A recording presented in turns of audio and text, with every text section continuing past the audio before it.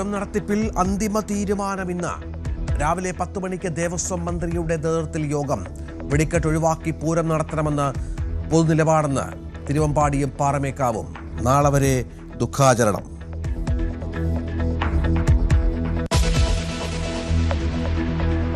തമിഴ്നാടും പശ്ചിമബംഗാളും ബൂത്തിൽ. തമിഴ്നാട്ടിലെ 234 നിയമസഭാ മണ്ഡലങ്ങളിൽ വോട്ടെടുപ്പ് ഒറ്റഘട്ടത്തിൽ.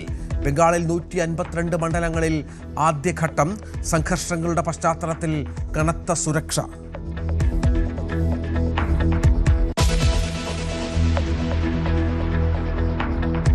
വേനൽച്ചൂട് കനക്കുന്നു. പാലക്കാട് 41 ഡിഗ്രി കടന്നു. 40-ലെത്തി പുനലൂർ.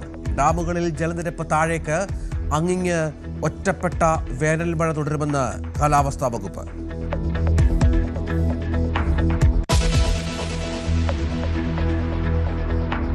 നിതിൻ രാജിന്റെ മരണത്തിൽ പ്രതികളുടെ മുൻകൂർ ജാമ്യ ഹർജിയിൽ വിധിയെന്ന് ഡോക്ടർ റാമിന്റെയും സംഗീതയുടെയും ജാമ്യാപേക്ഷ പരിഗണിക്കുന്ന തലശ്ശേരി സെഷൻസ് കോടതി.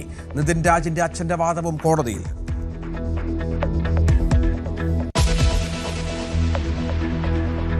പശ്ചിമേഷ്യയിൽ സമാധാന ചർച്ചകൾ അനിശ്ചിതമായി നീളുന്നു. വെടിനിർത്തലിന് സമയപരിധി നിശ്ചയിച്ചിട്ടില്ലെന്ന് അമേരിക്ക. ഹോർമുസ് ഉപരോധം വൻ വിജയമെന്നും വൈറ്റ് ഹൗസ്. വെടിനിർത്തൽ നീട്ടിയത് തങ്ങളുടെ വിജയമെന്ന് ഇറാൻ. ഹോർമുസിൽ 2 കപ്പലുകൾ പിടിച്ചെടുത്ത് IRGC. ലെബനനിലും സംഘർഷം.